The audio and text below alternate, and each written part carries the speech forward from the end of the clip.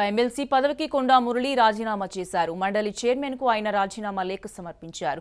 కొండా మురళి వెంట ఆయన సతీమణి కొండా సురేఖ ఉన్నారు. ప్రస్తుతం కొండా మురళి మీడియాతో మాట్లాడుతున్నారు. లైవ్ ద్వారా చూద్దాం. నేను కానీ కొండా సురేఖ గారు కానీ విలువలతో బతికినాం, ప్రజల మధ్య బతికినాం. ఈరోజు కూడా మేము నిక్కచ్చిగా కాంగ్రెస్ పార్టీకి మేము వచ్చింది కాంగ్రెస్ పార్టీ నుంచి. ఆ రోజు వైఎస్ రాజశేఖర రెడ్డి గారు చనిపోయినప్పుడు మీరు చూసిండ్రు. ఆయన చనిపోయిన తర్వాత 3 నెలల తర్వాత మేము రాజీనామా చేసినాం. మంత్రి పదవి హోదాల ఎమ్మెల్సీగా ఎమ్మెల్యేగా మాకు ఈ పదవులు ముఖ్యం కాదు, మాకు ఆత్మాభిమానం ఎక్కువ ముఖ్యం. అసలు ఇవాళ కూడా ఒకటే మాట చెప్తున్నా, ఈ కాంగ్రెస్ వాళ్ళైనా మిగతా పార్టీ వాళ్ళు టీఆర్ఎస్ పార్టీలో పోతున్నారు అంటే వాళ్ళకి ఆత్మాభిమానం లేని వాళ్ళే, చంపుకున్న వాళ్ళే పోతారు. దయచేసి ఇవాళ ఒకటే మాట చెప్తున్నా నాయకులకు, మొదటి రోజు మిమ్మల్ని మంచిగా మాట్లాడతారు, మంచిగా భోజనం పెడతాడు, కానీ 2వ రోజు నుంచి మళ్ళీ 4 సంవత్సరాల ఇంటర్వ్యూ దొరకది.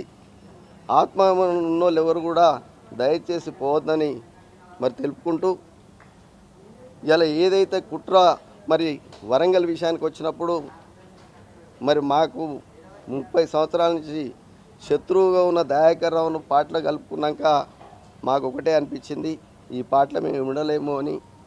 ఈరోజు ఆయన మంత్రి పదవి ఇవ్వాలని కూడా ఒక ఆలోచన చేస్తున్నట్టున్నది.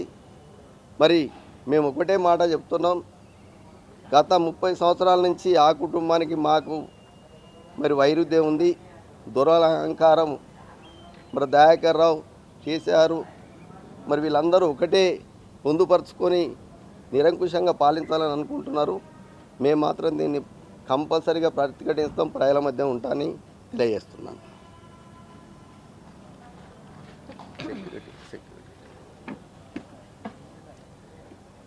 ఈరోజు మురళీధర్ రావు గారు తన ఎమ్మెల్సీ పదవికి రాజీనామా చేస్తూ చైర్మన్ గారికి సమర్పించడం జరిగింది.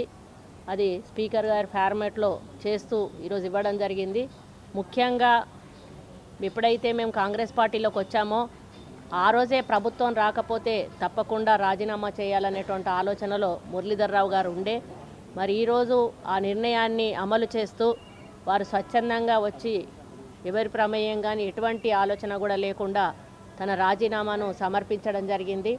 ఆ రోజు కూడా తన ఎమ్మెల్సీ కేసీఆర్ గారు ఇచ్చినటువంటి బీఫామ్ మీద గెలవలేదు, బీఫామ్ ఫార్మల్గా సబ్మిట్ చేయడం జరిగింది. కానీ మా యొక్క వ్యక్తిత్వము, మా యొక్క మంచితనాన్ని గుర్తించి ఆ రోజు మిగతా పార్టీల వాళ్ళందరూ కూడా సపోర్ట్ చేయడం వలన తను యునానిమస్గా ఆ రోజు ఎలక్ట్ కావడం జరిగింది. ఆ విధంగా కొనసాగుతూ ఈరోజు తను రాజీనామాను సమర్పించడం జరిగింది. ముఖ్యంగా మొన్న జరిగినటువంటి ఎన్నికల్లో కూడా కావాలని ఈ యొక్క తెలంగాణ రాష్ట్ర సమితి పార్టీ మళ్ళా తన అధికార దుర్వినియోగంతో ఈరోజు ప్రజలను డబ్బుతో కొని మద్యంతో బానిసలను చేసి ఈరోజు ఎవరైతే గట్టిగా మాట్లాడతారో వాళ్ళు అసెంబ్లీలోకి రాకూడదు అనేటువంటి పద్ధతిలో మాలాంటి వాళ్ళు ఉన్న చోట 50 కోట్ల వరకు కూడా ఈరోజు